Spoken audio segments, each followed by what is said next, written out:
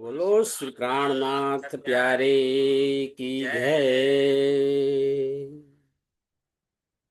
वंदो सतगुरु चरण को करु धन्य प्रेम प्रणाम। अशुभ हरण मंगल करण धनी देव चंद्र जी नाम। श्री प्राणनाथ निज मूलपति श्री महराज सुनाम। तेज कुंवर श्यामा जुगल को पल पल करू प्रणाम। जी मारा पल पल करू प्रणाम। बोलो प्राणनाथ प्यारे की जय।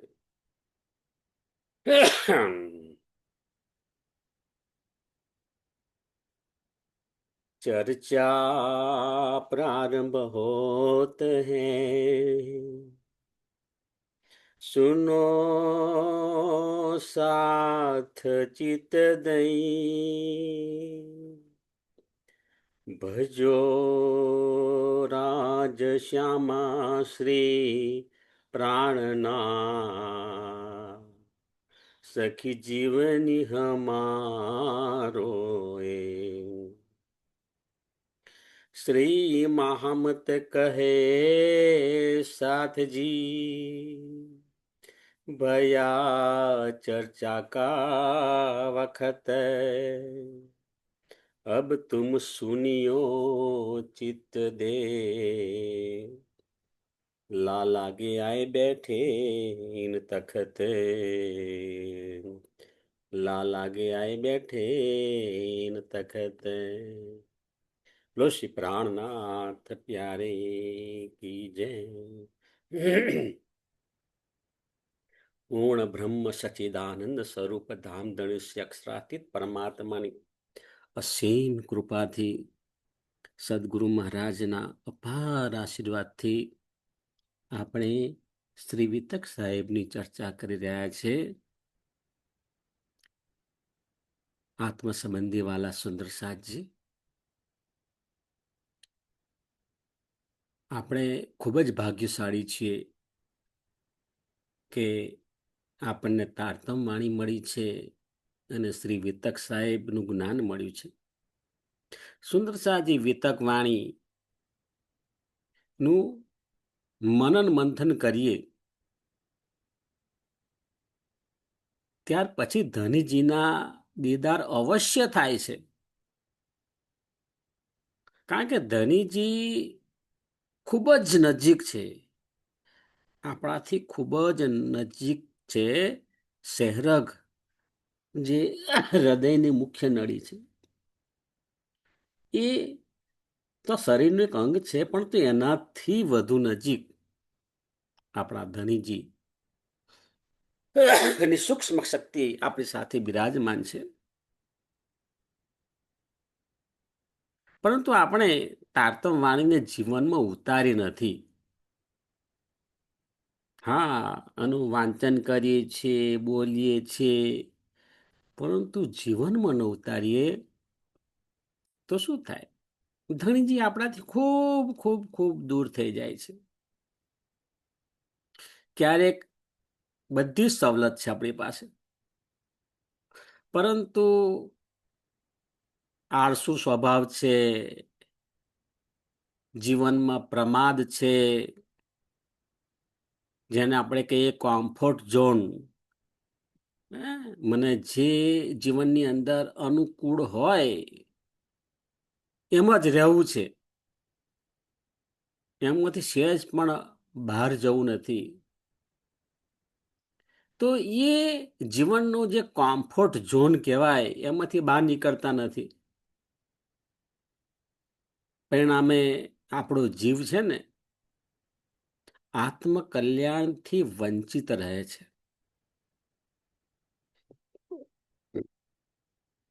આપણને તારતમ જ્ઞાન મળ્યું, શ્રી વિતક સાહેબનું જ્ઞાન આપણી પાસે ઉપલબ્ધ છે, પરંતુ એ જે તે ગ્રંથ છે એમની આપણે સેવા પૂજા પણ કરીએ છીએ, એ પણ બરોબર છે. પણ જીવનમાં સાધના તો કરવી પડશે ને. આપણું જે જીવ છે એ જીવને સાધના તો કરવી પડશે ને. એ જો સાધના નહીં કરે તો બધું જ મળ્યું હોવા છતાં ભવસાગરમાં ભટકવાનો વારો આવે છે. આપણે અવસર ચૂકી જઈએ તો ફરીથી આપણો આ જે જીવ છે એને આવી તક ફરીથી ક્યારે મળશે એની કલ્પના કરીએ ને તો પણ આપણને ખ્યાલ આવે કે અત્યારની જો અવસર છે એ બહુ સુવર્ણ અવસર કહેવાય. સુંદર સાજી, પરમધામની જે આત્મા છે એ આત્મા તો તમારો જીવ યોગ્યતા નહીં ધરાવતો હોય તો અન્ય કોઈ યોગ્યતા ધરાવતા જીવ ઉપર બિરાજમાન થઈ અને દ્રષ્ટા ભાવે આ સંસારને જોશે. તારતમ વાણી મળતા જે જાગૃત થઈ જશે અને પરમધામની પ્રાપ્તિ કરશે. વિતક સાહેબમાં જોયું છે આપણે કે અમલાવતીની જે આત્મા હતી એ ફૂલબાઈના તનમાંથી નીકળી અને આ જ આત્મા તે જ કુંવરીબાઈના તનમાં પ્રવેશ કર્યો. જોયું ને, આત્મા તો દ્રષ્ટા ભાવે આ જગતની અંદર આવી છે, જગતને જુએ છે અને એક તનમાંથી બીજા તનમાં પણ જાય છે. આત્મા તો તારતમ જ્ઞાનની અંદર વ્યસ્ત જ રહે છે. અને જે આત્મા ને જીવ તારતમ જ્ઞાનની અંદર વ્યસ્ત રહે તેમને સંસારનું કામ, ક્રોધ, લોભ, મદ, મોહ, અહંકાર આ બધા માટે એમને કઈ સમય હોતો જ નથી ભાઈ. એ એમ જ કે બે હાથ ને ત્રીજું માથું પ્રણામ કરું તમને, હવે તમે મને શાંતિ રાખો, તમે તમારું કામ કરો, મને વાંધો નથી, પરંતુ મારું જે રૂટીન કાર્ય છે નિત્ય સવારે બ્રહ્મ મુહૂર્તની અંદર ઉઠી અને મારા ધામધણીને યાદ કરવાના, એમની ચિતવણી કરવાની, એમની સેવા પૂજા કરવાની અને તારતમ વાણી એટલે વાલાજીનું વાંગમય સ્વરૂપ છે, એમનું કલેવર છે અને એમની સાથે હું વાત કરું છું જ્યારે હું વાંચું, જ્યારે એની ચોપડીઓ વાંચું ત્યારે, અને એ ભાવથી હું સેવા પૂજા કરું છું, એ ભાવથી પ્રણામ કરું છું અને એ ભાવથી સર્વ સુંદર સાથને પણ હું ખૂબ જ પ્રેમથી પ્રણામ કરું છું. અને મારા જીવનની અંદર મને જે કંઈ જ્ઞાન મળ્યું છે એ બધાને વહેંચું છું. મને જે આનંદનો અનુભવ થાય એ પણ મારા સુંદર સાથને વહેંચું છું. અને મારું જીવન છે એ જીવન છે એને હું સાર્થક કરું છું. હું પણ જાગું અને મારા સંપર્કમાં જે કોઈ સુંદર સાથ આવે એમને પણ જ્ઞાનનો આનંદ આપું. આ જે ભાવના સાથે આ સુંદર સાથ જીવન વ્યતીત કરતા હોય એમને આ સંસારની મોહ માયા સાથે બહુ લપચપ હોતી નથી. હા, જે પોતાનું ફરજ છે સંસારની અંદર, જે તે સ્થાને આપણે છીએ, પરિવાર છે, પરિવાર પ્રત્યે પણ આપણી કઈ ફરજ હોય છે અને ફરજના ભાગરૂપે આપણે બધા કામ કરતા હોઈએ છીએ. પરંતુ આ રીતે સંસાર અને કામ, ક્રોધ, લોભ, મદ, મોહ, અહંકાર આ બધા વિકારો જોવા ના મળે. એટલે સાચો આનંદ એ પ્રાપ્ત કરે છે સુંદર સાચું. એમના જીવનની અંદર ખરેખર એક જાતની તૃપ્તિ જોવા મળે. મુખાર બિંદુ પર મધુર સ્મિત જોવા મળે. જેને દર્શન નેત્ર વચન ઠરે એ જે અવસ્થા છે એ પ્રાપ્ત કરવાની છે અને શક્ય છે આ બધું. અને સાચો રસ્તો એ જ છે. આપણી અજ્ઞાનતા એ જ આપણો મોટામાં મોટો દુશ્મન છે. જે દિવસે આપણને આત્મજ્ઞાન થયું ત્યારે સમજવું, ના, એ આત્મજ્ઞાન છે એ મારો સાચો મિત્ર છે. અને આપણું જે જીવન છે ઉર્ધ્વગામી માર્ગે જશે. અજ્ઞાનતાની અંદર જીવન અધોગામી માર્ગે જશે. અહીંયા આગળ બહુ સુંદર એક દ્રષ્ટાંત આપ્યું છે કે ભાઈ એક ખેડૂત હતો. હવે ખેડૂત તો એ ભણેલો નહોતો, એના ખેતરની અંદર કામ કરતો હતો અને કામ કરતા કરતા એને એક પથ્થર મળ્યો. તો પેલા તેમ થયું કે આ પથ્થર કામ લાગશે, એક ચટણી કરવી હોય તો ચટણી કરવા માટે બહુ સરસ વજનદાર પથ્થર છે. પણ એમ થયું ભાઈ ચટણી કરવી છે, પણ મારા ઘરની અંદર કરિયાણું નથી, મારી પાસે પૈસા નથી. તો એને એમ થયું કે આજે મને આ પથ્થર સરસ મળ્યો છે, કદાચ પેલા કરિયાણાની દુકાનમાં જવું ને એને કંઈક કામ લાગી જાય, બરાબર, કિલો 500 ગ્રામના વજન તરીકે, તો એને ઉપયોગી હોય તો લઈ લેશે.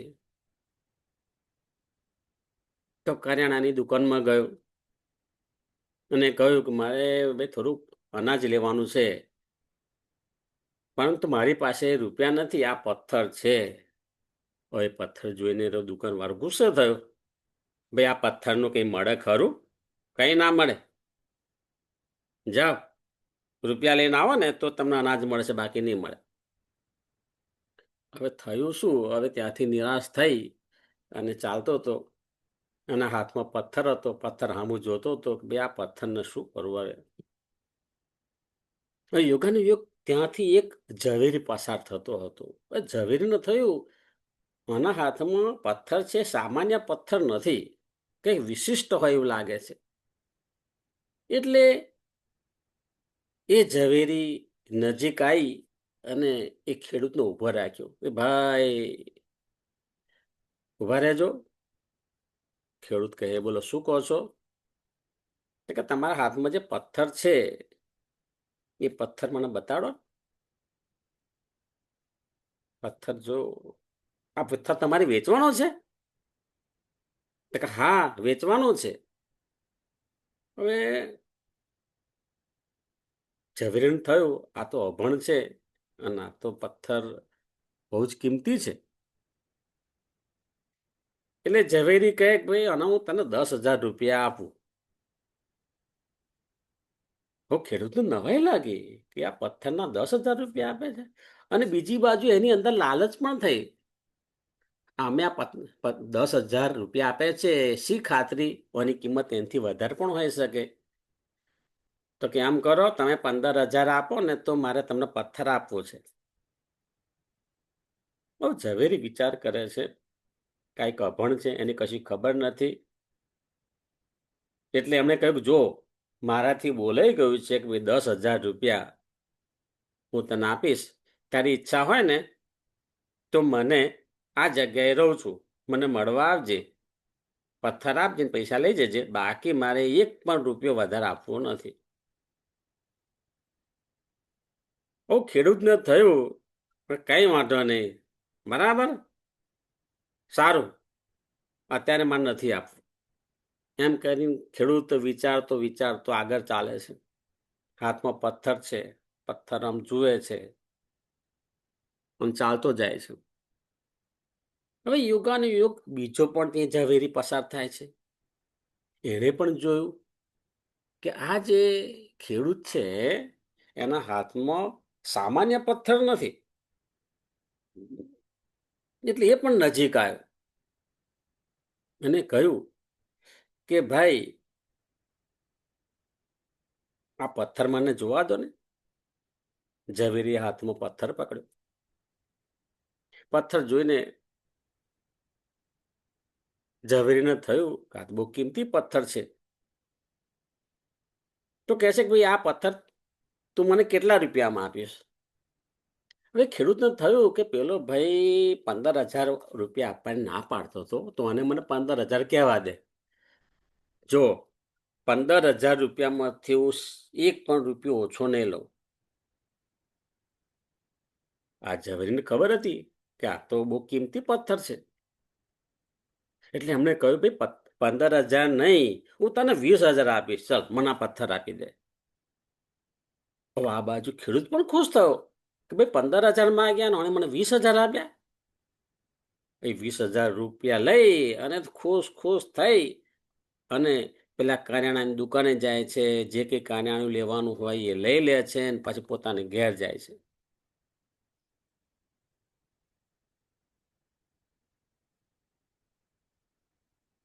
હવે શું થયું? હવે જે પ્રથમ નંબરનો ઝવેરી હતો ને, એ રાહ જોઈને બેઠો હતો કે હમણે આવે હમણે આવે, પણ ખેડૂત દેખાયો નહીં. અડધો કલાક થયો, કલાક થયો, એટલે પછી એને એમ થયું કે લાઈ ભાઈ, હવે જે કંઈ કે પણ આ પથ્થર મારે લેવો છે. એટલે થોડી વાર રહી અને પ્રથમ નંબરનો ઝવેરી આવીને કહે છે કે લાવો ભાઈ, મને પેલો પથ્થર આપો અને તમારે જે 15,000 કહેતા હતા એ 15,000 તમે લઈ લો. એ ખેડૂત કહે, ભાઈ એ પથ્થર તો મેં 20,000માં વેચી દીધો. આ સાંભળી અને પ્રથમ નંબરનો ઝવેરી તો લાલ પીળો થઈ ગયો અને બોલવા લાગ્યો, અરે ઓ મૂરખ, એક નંબરનો મૂરખનો સરદાર છું તું. તને ખબર છે આ કરોડો રૂપિયાનો હીરો હતો? વિચાર કર, તે કેટલું બધું નુકસાન ભોગ્યું. ત્યારે આ ખેડૂત બહુ જ શાલીનતાથી મીઠા શબ્દોમાં કહે છે કે જુઓ, નુકસાન મને થયું નથી, કારણ કે મને એની કિંમતની ખબર નથી. અને ઉપરથી મેં 15,000 માગ્યા અને એ ભાઈ તો બહુ સારા કહેવાય, મને 20,000 આપ્યા.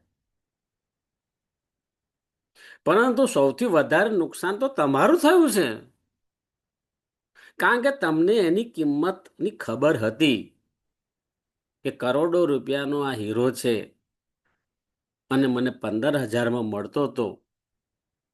હું મેળવી ન શક્યો. તમને સહેજ પણ ઊંઘ નહીં આવે.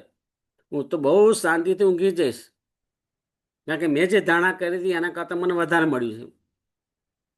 અને હવે તમને જે અવસર ચૂકી ગયા એનું તમને ભારોભાર દુઃખ રહેશે. સુંદર સાજી, આ બહુ સુંદર દ્રષ્ટાંત છે. એમાંથી આપણે બોધ લેવાનો છે કે આપણને આપણા મનુષ્ય જીવનની શું કિંમત છે ખબર નથી. સુંદર સાહેબજી, આપણા પ્રત્યેક શ્વાસની કિંમત છે.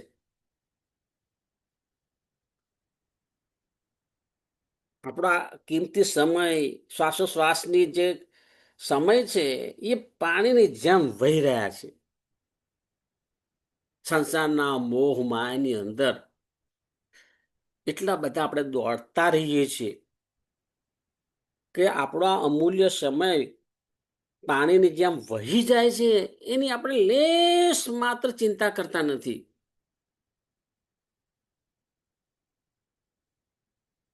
કે છે ને કે જે સમય ગયો એ પાછો આવતો નથી, પરંતુ વર્તમાનની અંદર જે સમય છે એ આપણો છે. અને એમાં જે કંઈ આપણને ફુરસદનો સમય મળે એનો આપણે પૂરેપૂરો ઉપયોગ કરવાનો છે. બાકી આ શરીરનો કોઈ ભરોસો નહીં. વાણીમાં કહ્યું છે, ખિનકે ગલે હું લટક ભંજાયો, જન્મત હી તેરો અંગ જૂઠો. જન્મ થયો ને ત્યારથી સમજી લેવાનું કે આ જે શરીર જૂઠું છે અને એક દિવસ આ જે શરીર છે એનો પણ નાશ થવાનો છે. એટલે આ શરીરનો સાધન તરીકે આપણો ઉપયોગ કરવાનો છે અને આપણી અંદર જે ચેતન તત્વ છે એનું કલ્યાણ કરવાનું છે. આટલી સરળ વાત છે. સુંદર સાહેબજી, વિતક સાહેબની અંદર પણ તમે જો કેટલા બધા પાત્રો દ્વારા આપણને બોધ આપવામાં આવે છે કે આપણે આપણા જીવનની રહેણી કરણીની અંદર કેવો કેવો સુધારો લાવવાની જરૂર છે. આપણે એવું વિચારીએ છીએ કે આ જે વિતક સાહેબ ને જે સત્સંગની ચર્ચા છે એ ખાલી સંભળાવવા માટે છે, એ બીજાને બોધ આપવા માટે છે. ભાઈ મને તો કઈ લાગુ પડતું નથી. હે પહેલા પહેલું આપણને લાગુ પડે ને આપણે આત્મસાત કર્યું હોય ને તો જ એની અસર સુંદર સાથમાં થાય છે. અને એમ જ આપણું કલ્યાણ છે અને સુંદર સાથનું કલ્યાણ છે. અહીંયા આગળ જુઓ, પંડિતોને પણ એવો વિચાર આવ્યો. વિતક સાહેબની અંદર આપણે આગળ વધીએ છીએ કે રાણાએ પંડિતોને મોકલ્યા હતા કે આપણા રાજ્યની અંદર જે તે જગ્યાએ કોઈ સંત મહાત્મા આવ્યા છે, એ શું ચર્ચા કરે છે એ સાંભળીને તમે આવો. અહીંયા આગળ આ પંડિતોએ આવીને સાંભળ્યું કે અહીંયા તો બહુ સુંદર ચર્ચા ચાલે છે. વેદ, ઉપનિષદ, ભાગવત એ બધાનો આધાર લઈ અને અલૌકિક પરમધામની ચર્ચા ચાલે છે. શ્રી કૃષ્ણ ત્રિધા લીલાની ચર્ચા ચાલે છે, જે અમારા સાંભળવામાં ક્યારેય આવ્યું નથી. અને આ પંડિતોને શ્રીજી દ્વારા પ્રશ્નો પૂછવામાં આવે છે ભગવદ્ ગીતા અને વેદ આધારિત. તો આ પ્રશ્નોના જવાબ એમને આવડતા નથી, એટલે વધારે ચિંતા થાય છે. હવે રાજાને ખબર પડશે કે આપણને કશું નથી આવડ્યું તો કદાચ આપણી રોજી રોટી બંધ કરી દેશે તો વિચાર કરો. એટલે શું સરળ માર્ગ કે સામાન્ય વ્યક્તિ જેવું કરે છે, શ્રીજીની નિંદા કરવાનું અમે નક્કી કર્યું. શ્રીજીની નિંદા કરો, શ્રીજીની ચુગલી કરો.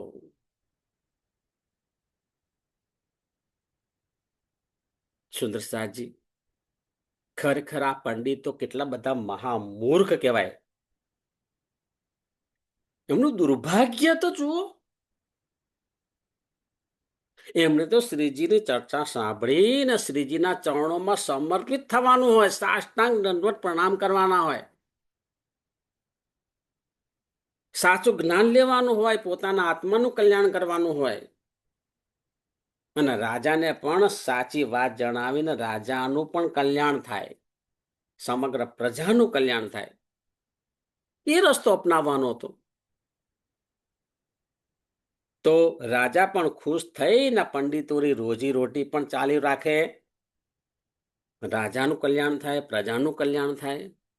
પણ જ્યારે કુબુદ્ધિ હોય ને, કુબુદ્ધિ, એ કુબુદ્ધિ વાળી વ્યક્તિને સાચો રસ્તો દેખાતો જ નથી. અને કદાચ તમે સાચો રસ્તો બતાડો ને તો શું કહેશે, ભાઈ મેં તમારી પાસે કોઈ જ જાતનો બોધ માગ્યો નથી, તમારે અમને કશું શીખવાડવાનું જરૂર નથી, અમે બધું જાણીને બેઠા છે, તમે તમારું સંભાળો ને.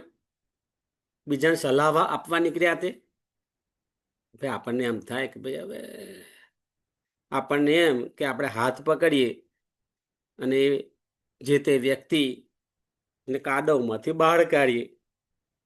પણ આવા વ્યવહાર જોઈને આપણને પણ એમ થાય પ્રણામ, આપણે આપણી ફરજ બજાય. અહીં આગળ પણ જુઓ, જીવનની અંદર અહંકાર વચ્ચે આડે આવે ને તો બહુ જ બગડે છે. સુંદરજાતજી, જો અજ્ઞાનતા છે ને ત્યાં અહંકાર અવશ્ય આવે છે, આવે છે ને આવે છે. અને એ અહંકાર આવે એટલે સંસારની કામનાઓ આવે, આવે ને આવે. અને સંસારની જે કામનાઓની પાછળ જે તે વ્યક્તિ આંધળી દોટ મૂકે મૂકે ને મૂકે. અને એવી કામનાઓ હોય જેને પૂર્ણ કરવા માટે અનીતિના માર્ગે જતા પણ એ ખચકાતો નથી. એને એમ કે આ સંસારની કામના મારી પૂર્ણ થશે તો મને તૃપ્તિ મળશે. સુંદરસાજી, તૃપ્તિ તો ક્યારેય મળતી નથી. પરંતુ જીવનની અંદર એટલી બધી સમસ્યાઓ ઊભી થાય છે, એ અધોગતિના માર્ગે જાય છે. અત્યારે પણ આપણે જોઈએ તો મુસ્લિમ સમુદાયના ડોક્ટરો પણ, ડોક્ટરનું લાઈન એટલે ઉચ્ચ અભ્યાસ પ્રાપ્ત કર્યો હોય, બહુ જ અમને અભ્યાસ કરવો પડે. ઉચ્ચ અભ્યાસ પ્રાપ્ત કર્યા પછી જે પોતાનું કલ્યાણ કરી શકે, પોતાના પરિવારનું કલ્યાણ કરી શકે, પોતાના દેશનું કલ્યાણ કરી શકે, આવી ક્ષમતા હોવા છતાં પણ અજ્ઞાનતાને કારણે, હવે અહીંયા આગળ અજ્ઞાનતા કોને કહીશું કે ભાઈ એમને એમની મેડિકલ ક્ષેત્રે બધું જ્ઞાન હતું, પણ આત્મકલ્યાણ અંગે કોઈ જ જ્ઞાન ન હતું. જીવનની અંદર સાચું શું ખોટું શું એનો બોધ ન હતો, અને એવા લોકોના ચુંગાલમાં ફસાઈ જાય છે કે એમને સાચી દિશા પણ દેખાતી નથી.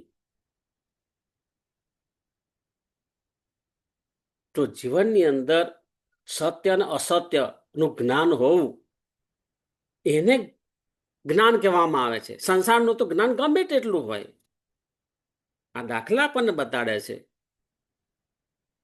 કે પોતાના વિષય વસ્તુનું બહુ જ જ્ઞાન હતું, પણ તેમ છતાં વિવેક બુદ્ધિનો અભાવ હોવાને કારણે,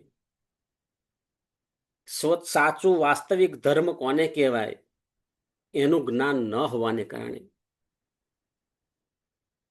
એ પોતાનું જીવન નષ્ટ કરે છે, પોતાના પરિવારની હાલત ખરાબ કરી નાખે છે સુંદર સાહેબજી, અને પોતાના રાષ્ટ્ર માટે પણ કેટલો બધો દગો કર્યો કહેવાય સુંદર સાહેબજી. આમાંથી આપણે બચવાનું છે. સદગુરુ મહારાજની કૃપાથી આપણને આ વિવેક બુદ્ધિથી આ સાચું જીવનનું જ્ઞાન પ્રાપ્ત કરવાનું છે, અને સાચા માર્ગે જીવન જીવવાનું છે. અને કોઈ ગમે તે કે તમે એક લાઈન ખેંચી દેવાની, આ સાચું ના ખોટું, આ જે ખોટા માર્ગે અમારે ક્યારેય જવું નથી,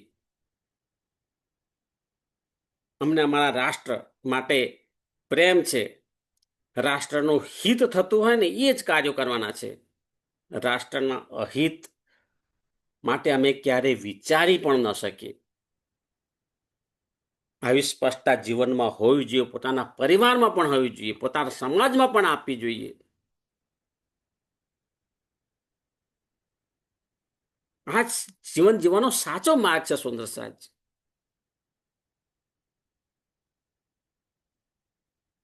તો અહીં આગળ કે છે કે આ પંડિતોની અંદર પણ અહંકાર આવે ને એને લીધે બધું બગડે છે. અહીં કે છે ક્યારેક આપણને કોઈ સવાલ કરે, અને સ્વાભાવિક છે કે દર વખત આપણને એનો જવાબ આવડે એવું જરૂર નથી, કોઈ વખત એનો ઉત્તર ના આપડે, તે વખત કહેવાનું કે હા આ તમે તમારો સવાલ જે છે એના વિશે મનન મંથન ચિંતન કરીશ, અને ત્યાર પછી હું તમને થોડા દિવસ પછી એનો જવાબ આપીશ. આવી વિચારધારા છે એ તંદુરસ્ત સમાજની પારદર્શિતા છે. સમાજ આવો હોવો જોઈએ, દંભ ના હોવો જોઈએ.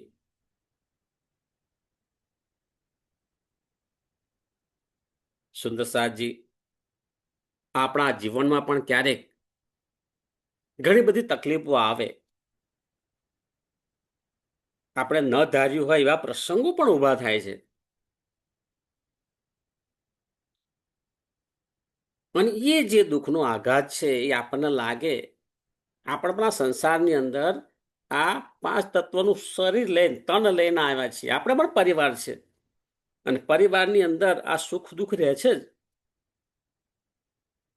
અને તે વખતે પણ બહુ જ લાગી આવે ને તો 10-15 મિનિટ રડી લેવું,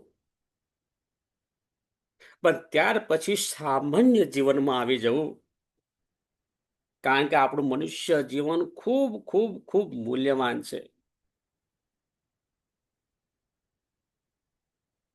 આ મૂલ્ય જીવન છે એને આપણે પ્રેમથી જીવવાનું છે. અને એ જે આપણને પરમાત્માની કૃપાથી આપણને જે પ્રેમ મળે, પરમાત્માના સંપર્કમાં આવીએ ને તો આપણું હૃદય પ્રેમથી ને આનંદથી ભરાઈ જ જાય. એમાં કોઈ શંકાને સ્થાન નથી.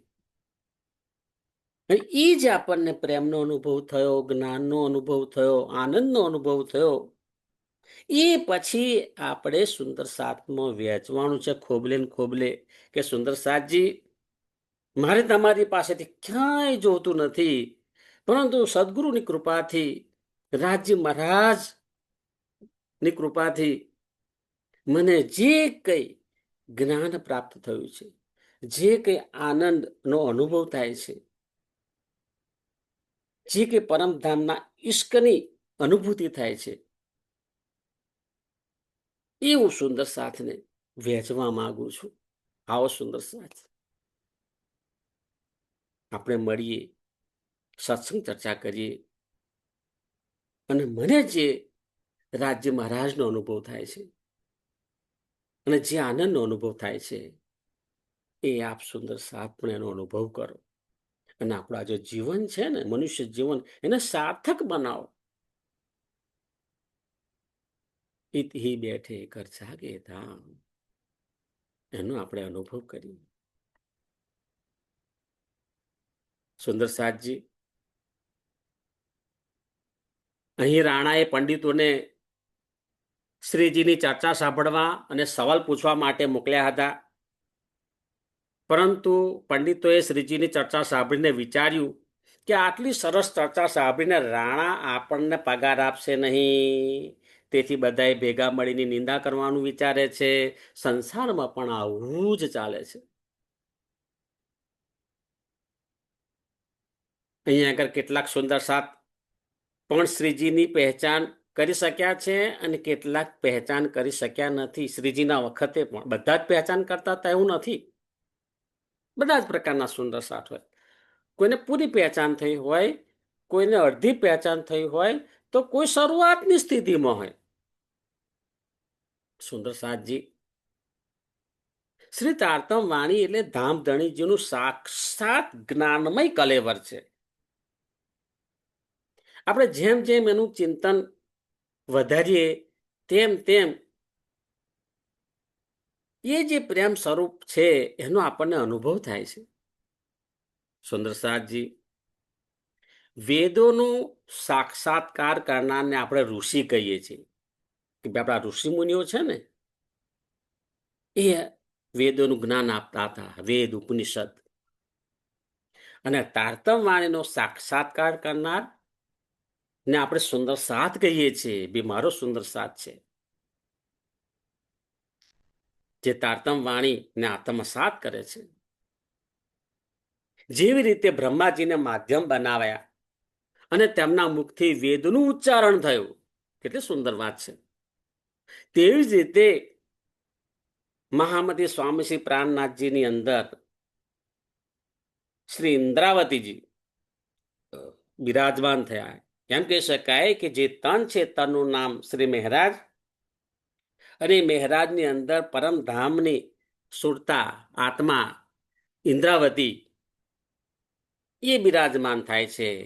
અને ઇન્દ્રાવતીજી માધ્યમ બને છે અને એમના દ્વારા તારતમ વાણીનું ઉચ્ચારણ થાય છે. અને એ જે આવેશ સ્વરૂપ છે, એ આવેશ સ્વરૂપને આપણે શ્રી પ્રાણનાથજી કહીએ છીએ. પરમધામના મૂળ મિલાવવામાં જે રાજ્યનું મૂળ સ્વરૂપ છે, તેમના દ્વારા આ આવેશ સ્વરૂપ આ સંસારની અંદર આવે છે, અને એ સંસારની અંદર આવી શ્રી ઇન્દ્રાવતીના ધામ દિલમાં બિરાજમાન થાય છે. અને ત્યારબાદ તેમના દ્વારા તારતમ વાણીનું અવતરણ થાય છે. તેથી આપણી જાતે જ આ તારતમ વાણી છે એનું મનન મંથન કરવાનું છે, સમજી વિચારીને જીવનમાં ઉતારવાનું છે. સુંદર સાહેબજી, રોજ સવાર સાંજ આંખો બંધ કરી અને પૂરા ભાવથી તમને જે સમય મળે એટલે 5 મિનિટ, 10 મિનિટ, 15 મિનિટ આપણા યુગલ સ્વરૂપ રાજ સામાજીને યાદ કરવાના છે. હવે એમને યાદ કરીશું ને ધીમે ધીમે આપણી અંદર જે પરમધામનો ઈશ્ક છે એ પ્રગટ થશે, એ આપણને પરમધામ તરફ ખેંચશે. સુંદર સાજી, અહીં જે રાણાએ કર્મકાંડી બ્રાહ્મણોને મોકલ્યા હતા, હવે એ બ્રાહ્મણો કે યોગ સાધના કરેલ ઋષિ ન હતા. આપણા ઋષિ મુનિ તો યોગ સાધના કરેલા હતા. પણ અહીં કે છે કે આ જે પંડિતો હતા એ બરાબર સંસાર એમનું પરિવારનું પાલન પોષણ કરતા હતા, પરંતુ એમને યોગ સાધના કંઈક કરી ન હતી. આપણે પણ પૂરા ભાવથી સેવા પૂજા કરીએ તો જ શ્રી રાજીના ચરણોમાં પહોંચે છે. પરંતુ સેવા પૂજા કરીએ ને મનમાં ક્રોધ, ઈર્ષા, દ્વેષ એમના બધા તરંગો આવતા હોય તો પછી એ સેવા કઈ રીતે શ્રીજી તરફ રાજ સામાજીને પહોંચે? આપણે આપણા યુગલ સ્વરૂપના સાચા ભાવથી સેવા પૂજા પણ કરીએ અને આપણે જે સુંદર સાથ છે એ સુંદર સાથને પણ સાચા પ્રેમથી મળીએ, સાચા પ્રેમથી પ્રણામ વ્યવહાર કરીએ. અને એ બધું આપણા રહેણીની અંદર લાવવાનું છે, જીવનની અંદર લાવવાનું છે. અને ત્યાર પછી તમે જુઓ, અહીં આગળ સંસારમાં બેઠા બેઠા આપણને અખંડ સુખનો અનુભવ થશે, પરમ વિશ્રામ પ્રાપ્ત થશે, આપણા દિલને તૃપ્તિનો અનુભવ થશે. સુંદર સાજી, તેથી આપણે જે સંકલ્પ લીધો છે એ સંકલ્પને આપણે વળગી રહેવાનું છે. બોલો શ્રી પ્રાણનાથ પ્યારી કી જય, સદગુરુ મહારાજ કી જય, કૃષ્ણ કનૈયા લાલ કી જય. પ્રણામ સુંદર સાજી, સુંદર સાજીના ચરણોમાં મારા કોટાન કોટી પ્રણામે.